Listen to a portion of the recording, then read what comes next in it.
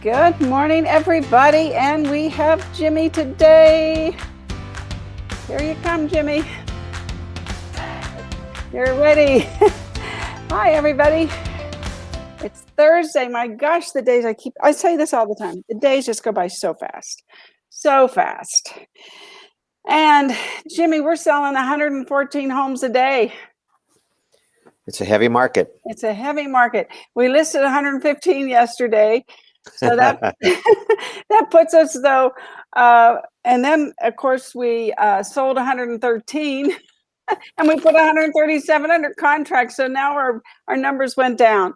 So we're below. I know we're below 0.8 months of inventory. Oh my gosh! Good morning. Good morning. Not sure who you are. You have to put your name when you say good morning because sometimes Facebook isn't putting your profile pictures. I don't know who you are. Oh my gosh. Well, that's the news of the day. Last February month to date, we did 1,827 sales compared to 2020, where we did 1,374. So, that's 453 more homes this month than last. Is that just for the month or for the year to date? That's this month. Wow. I know. I mean, it's blowing my mind. It's blowing my mind, really. I'm sure people are busy out there. It's not just all the iBuyer platforms, at least not yet, which is our topic for the day. I don't know. Did you see my what I sent to you? No, when did you send it? Oh, I just sent you sometimes my show link gets buried in your messages.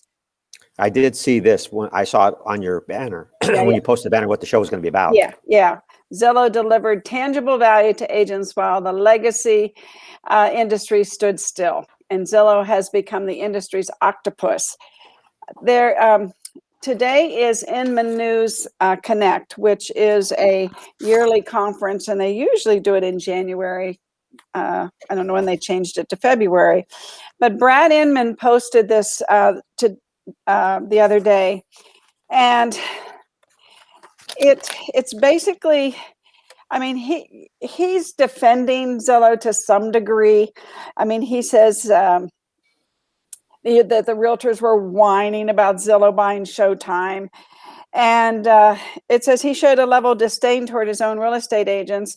No doubt agents can be a ruckus bunch with wildly divergent opinions. And, I don't know how that goes over. He had a lot of comments, but I don't want to dwell on that particular. I just thought his headline was interesting because I'm sorry, I'm going through my notes here. Okay, the headline though, Ruthie, is "Don't blame Zillow, blame your leaders," and that's a very powerful headline. And there was an article that came out recently about the leadership in the state of California, and it said California is in the fix that it's in because of the leadership or the lack thereof. It said, the citizens didn't create this problem; the people that they elected did. And sometimes when you get a job in government, it's impossible to get somebody out. It's almost like being a tenured professor. You don't have to, you don't have to perform to the level you did to get your tenure. And it's a flaw in the system. Morning, Karen. It's a flaw in the system, definitely. Hi, Frank. Good to see you both this morning. Yeah, it really is. And Keller Williams and Gary Keller. Gary Keller's been kind of at odds, I think I said this before, with Brad Inman over many issues. And this one, Gary is hitting back at Zillow after buying Showtime. And he's saying that in the wake of Zillow's acquisition of Showtime, Gary Keller, the founder of Keller Williams, told more than 40,000 of his virtual attendees at his family reunion that the industry was in for a fight. And on day 2 of his event, he revealed its plan of attack. His main plan of attack is to give his agents the education to get leads. And that's a broad stroke. And he's saying that after noting that Gary believes Zillow's acquisition of Showing Time was a way for the company to take more of a real estate agent's commission dollars. And according to his team, he boasts partnerships with some of the top technology companies in the industry, including Facebook and Google. And this is Keller Williams. Keller Williams, they have partnerships with Facebook and Google. We all do, though. I mean, that's not the way he's putting it, is a bit audacious, I think. But he's saying that the second strategy, and this is what I want to talk about, is to call multiple listing services and realtor associations and advocate for an end to the Showing Time partnership, as well as a change to the MLS display rules. And he and Jason Abrams, his vice president of industry, said, "This is that moment when we should all be advocating for the industry." And he likened the MLS partnership with Showing Time. So he said, in the wake of Zillow's acquisition of the company, to local boards and MLSs requiring agents to use Command for lead generation and CRM solutions, both Keller and Zillow operate as brokerages.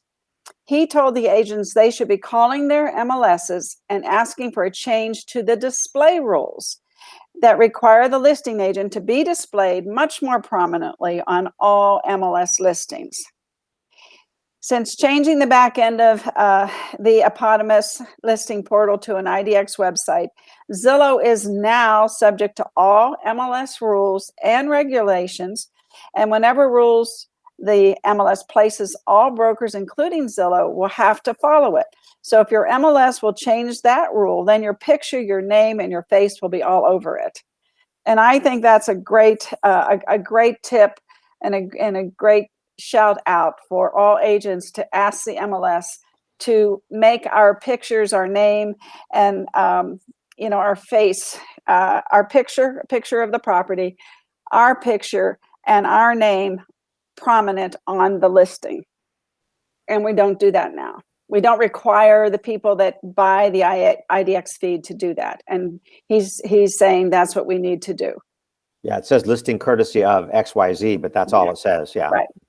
And the Zillow people that are getting those leads are going to call you right away. You're not even get a chance. You're not even going to get a chance to call the listing broker, because the people that are getting those leads, they're on top of them. They're on top of them. If you don't think they're just go in there like a consumer, sign in on your friend's computer or whatever, and go in there like a consumer and search for a listing and see how fast the Zillow people call you. If they're winning, it's because they're giving better service than most people.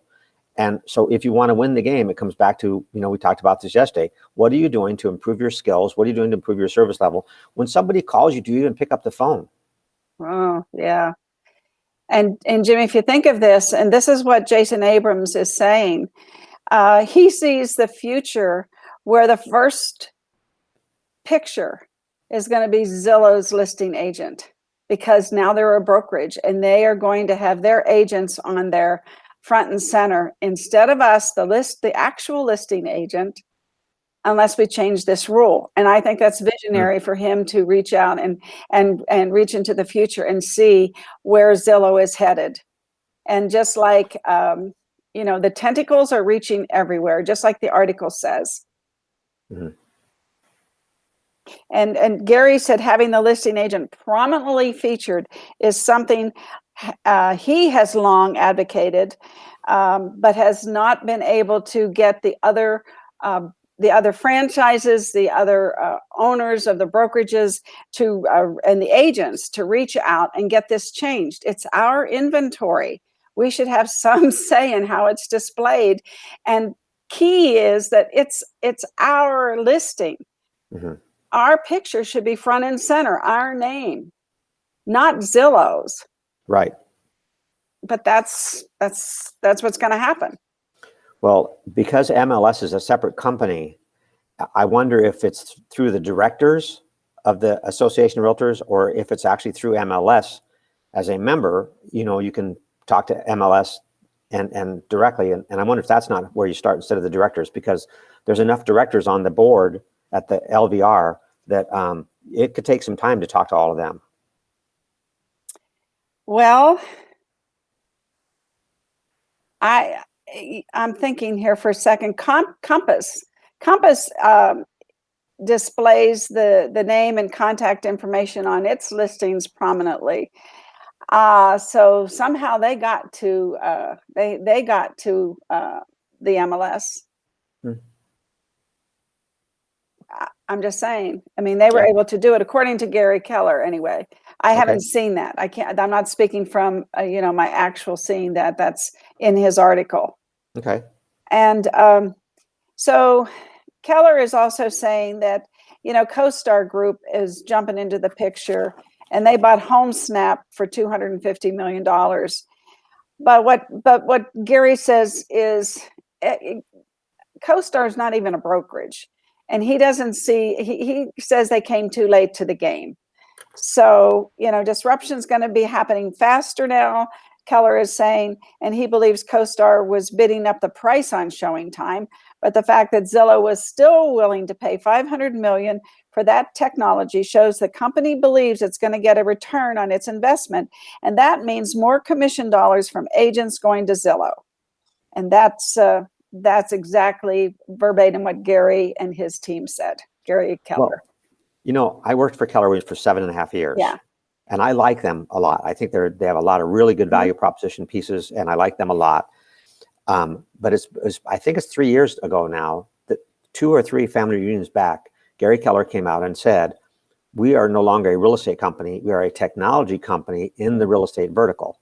Yes, he So did. he really pushed towards, and he did that partly because the valuation on these technology companies is ridiculously high. And interestingly, a couple of years later, he bows out as the CEO and takes a different position. But I'm sure, part of his thinking behind that was to increase the value of the shares so that he had something a lot more valuable, a smart move. But, I wonder if he considers Zillow a technology company or a real estate company, because they're moving in the direction from a technology company, specifically selling leads, to now opening brokerages. They're getting, I guess you need fruits and vegetables. Yeah, right. Right. Oh my gosh. So the buzz about this showing time is huge across the industry, and the questions are: is it a data play? Is it a consumer move? A brokerage move? And what happens now? And Errol Samuelson of Zillow is going to be questioned on that today at Inman Connect. And I didn't. It's $200 to watch it. I didn't sign up for it. I probably should have. I don't know if they'll have a. Sometimes they'll have a special after the show and to make a few extra bucks, but he already knows. He already has a lot of questions he's going to answer, according to Inman. But another thing is how agents can manufacture listing inventory with the right strategies. And that I love. I absolutely love that. That's the second topic of the Inman Connect this year, because we have got to take a deeper dive and workshop the strategies together. And your class yesterday on seller strategies, advanced seller strategies, was awesome. And it always amazes me how many people are just blown away by the things that you offer. And I know they're advanced, but they're still basic. You know what I'm saying? They're basic to the advanced strategy, if I could put it like that, Jimmy. Well, and when you talk to a seller and you talk to them about chromotherapy or 5-sensing the house or whatever, you get their attention in the fact that this person actually is not just a real estate agent, they're a marketer. And they're willing to pay people if they're willing to do a good job marketing their property and get them more money. And they'll talk to their friends about it. I hired a real estate agent to sell my house, and I thought they put on a list, this lady did this, and she did this, and she did this. And I was really impressed. And it's enough for them to give some of their friends comments about what you're doing, and maybe even post something on some type of social media. I wonder if we could get them to do it. If we took them some cake or something and said, you know what, let's sit down at your computer for a second. Let's go to your Facebook page. You haven't even told people on your Facebook page your house is for sale. You haven't even told people. I mean, you have how many friends on Facebook? 4. Okay, at least tell 4 people. Let's tell them your house is for sale. And let's attach this flyer on your house on your Facebook page. I'm going to email you the flyer. I mean, that would be, see, how do you spell love? T-I-M-E. Yes. That's how you spell love, T-I-M-E. If you would actually go sit down with the seller face to face, because we talked about a good listing is one that sells and gets you another listing. This is how you get the other listing. You go spend time with them and you help them get their house sold for top dollar. Right, right. And just so everybody knows, I put several things in the in our file system and pictures also in the group today. Things that you can share. Because, you know, here's people that are either moving in or moving out. But regardless, if you can share something like this, like you just said, with people that, you know, like you're doing a listing or whatever, you want buyers to buy, but the seller's going to buy something too. So, yeah. And there's not a better time than now to live in the payment. And this is a great item of value. And Jimmy, I don't know if you were on my show the other day. I showed people that here's the group. Okay. And if you look up here, there's an arrow pointing to the word files. If you click on the word files, this comes up. This picture comes up underneath you. And so you can pick what files you want to download or what pictures you want to download. And so I can't make it any easier, you know, and this information is golden to share with people. There's just so much information that we have, especially in the group files. I mean, we did this one the other day, ready for tax time, all these ways to reach out to people. And the tax time is more of just an item of value, not necessarily something to get them to move, you know, like the other one is, like this one, but live in the payment, not the price. And then we had that letter that's also in the files of if you're looking to sell your home at some future date, I have a buyer right now. And I sent the tax time one out to 160 people and I got 15 replies. Thank you for this information. 15, wow. 10%, almost 10% said, you know what? Thank you. Good piece, good information. Thank you for sending. Isn't that amazing? Yeah. And I mean, if you were selling real estate, you'd be selling real estate, right? I mean, I think that's really what we need to get across to our agents and our viewers too. You've got to start getting out there. And I don't know, Jimmy, the listing class yesterday was awesome. And you know, we can put it on Be Social Savvy's website so that people can watch it. They won't get credit for it, but if they want to watch it, if that's, you know, I'm sure you don't mind that, right? No, Yeah. absolutely not. No. So if you go to anything we can do to make the industry better. Exactly. That's my feelings too. So if you go to besocialsavvy.com and you go to the mentor Jimmy Dague, I think Kane has already put that class there. If he hasn't, Great. It'll be there today and people can watch it because so much good information. I mean, it's just amazing. And I don't know what else to say to people, you know. I did one other thing that you can reach out to help brand yourself. This is a little video that FEMA produced. And you know, they're having all these problems in Texas. I'm changing subjects a little bit, but this is still branding. If you could, you want to watch this, it's just a few minutes. I won't play the whole thing.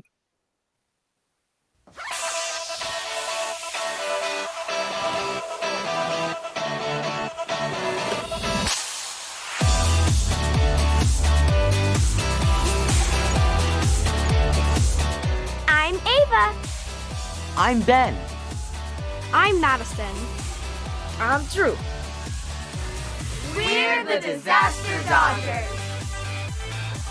And we're here to help you. Be prepared.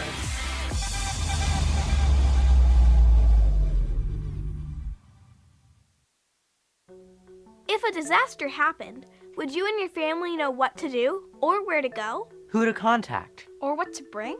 Well, I'd definitely bring myself. Well, that's a start. But since disasters can happen at any time and anywhere without warning, you and your family need to make a family communications plan.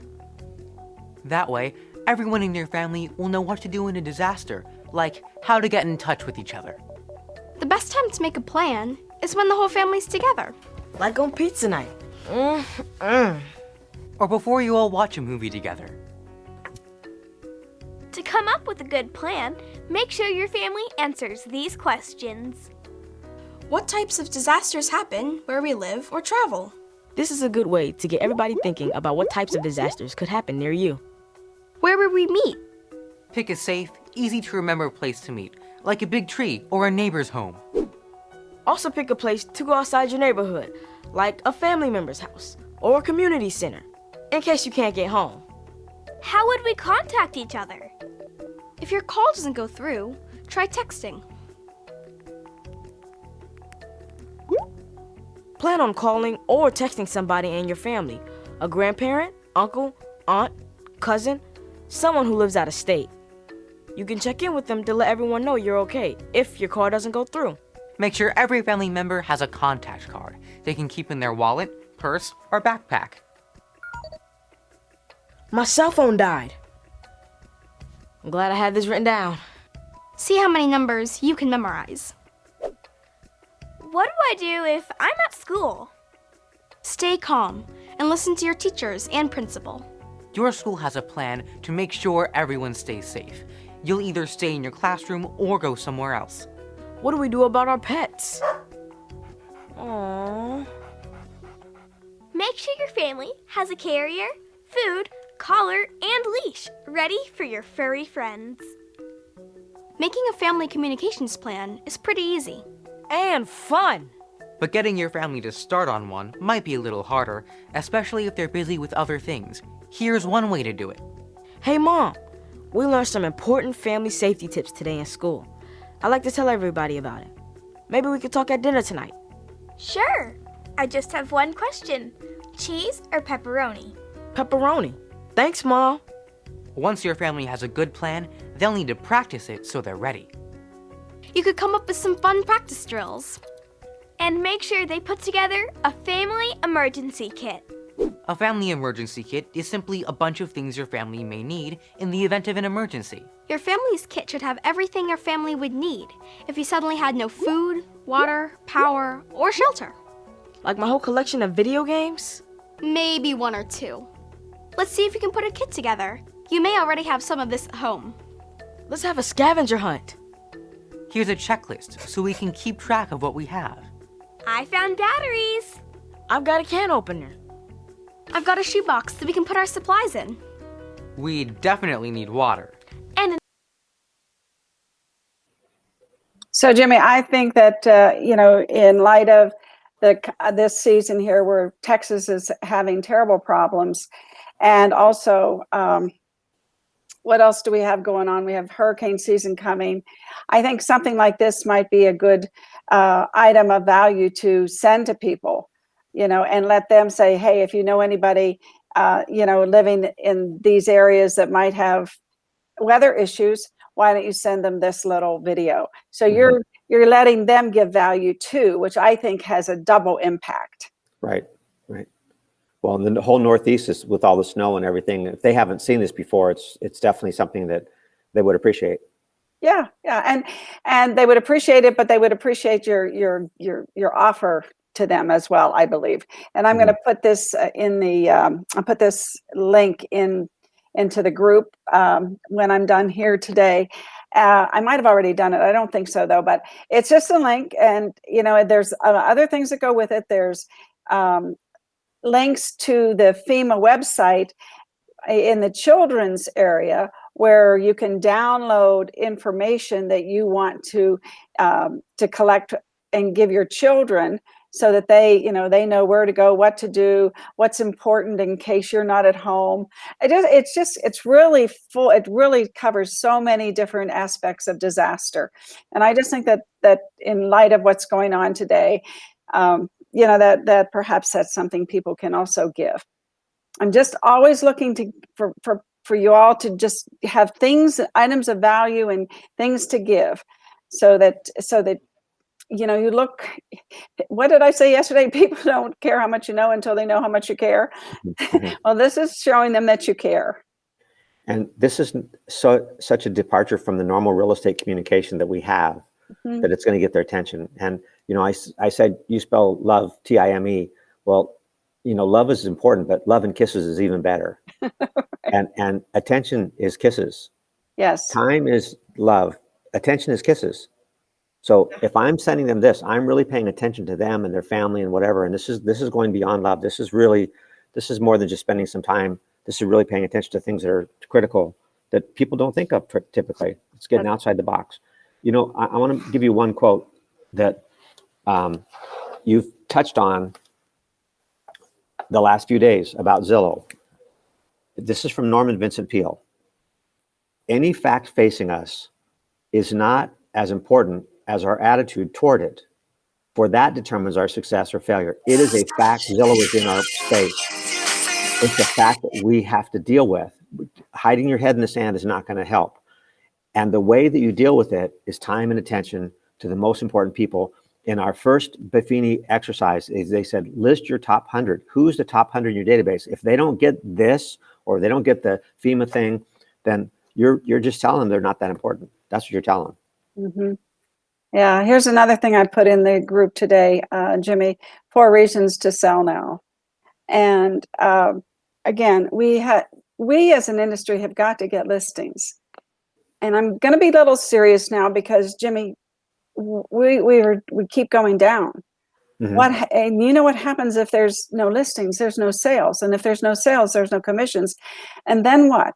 I mean, we have, and I know, and I'm not a fearmonger person at all. I'm very positive, but I'm starting to be concerned about the fact that it just keeps going down and down and down, and people can't find homes. I mean, I hear my agents, and I don't know about you. I mean, I haven't signed as many checks this month as I normally do. So I know that buyers are having a hard time finding homes that suit them because of the lack of inventory. Right.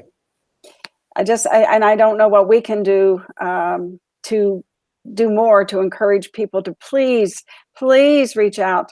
I talked to an agent yesterday who was going to go door knocking. I said, that's a fantastic idea. Go door knocking.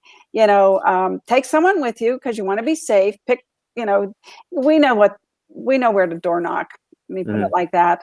And maybe take an item of value. Maybe send them something before you start door knocking. Send them an item of value. Send them this 4 reasons to sell now. And now in a few days, go door knocking and say, I sent you something. Just wanted to know if you're interested in selling now. We have so many buyers. Whatever your pitch is, your script is, whatever you feel like saying to that person that answers the door. I just think that we have to just, get our shoes on and go walk in the streets or something. We've got to get more listings. Well, being in the flow is going to create business. Just being out there. I forget who it was. I think it was Roger Butcher used to say you have to circulate to percolate, or maybe that was Zig Ziglar or somebody. You have to circulate to percolate and just get out. I know that at the end of the year, if you look back at all your transactions, you'd find 1 or 2 that just happened because, you know what, I went to the movies and I saw a friend of mine. We had a conversation, and next thing you know, I'm listing their house. I just was out and about. Yeah. I mean, so I don't know. I'm just reaching out there to everybody and all of our agents just to try to do listings. Please get out there. Give items of value. Give before you ask.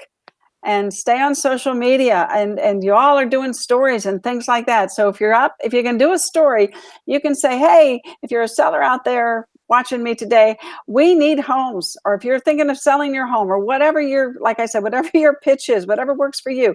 But you've got the stories on Instagram, you got the stories, on Facebook, and people that's like quick little clips. And if they see you every day, and there's enough of us, if enough of us do it, these homeowners are going to say, well, maybe we should sell now.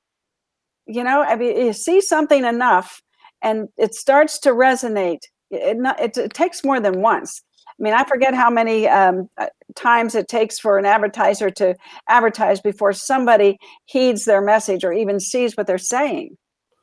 Well, do you know who Tim Smith is? Tim Smith, He's one of Caldwell Banker's top agents in California. Guy's top agent.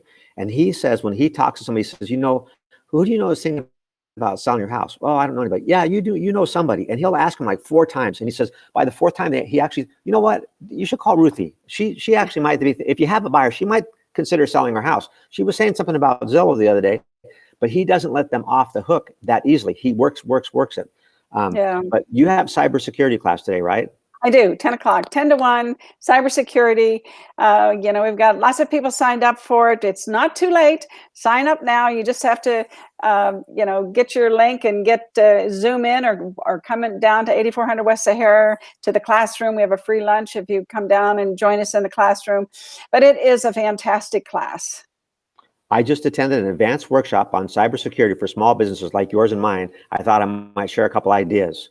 Call the business owners, attend the workshop, get 2 or 3 ideas, and make the phone calls. Yes. I mean, that's such exactly. And business owners have homes too. Yeah. And it's they an have lots advanced workshop for cybersecurity for small businesses. Yeah. And tell them you want to share some ideas. It's a great way to connect. And well, Jimmy, thank you so much for joining me today and your welcome. insight and getting on the bandwagon with me about Zillow and getting people to get out there and get homeowners to sell their homes. And, and we need to get some business going here, everybody. Go to work. Okay. Love you all.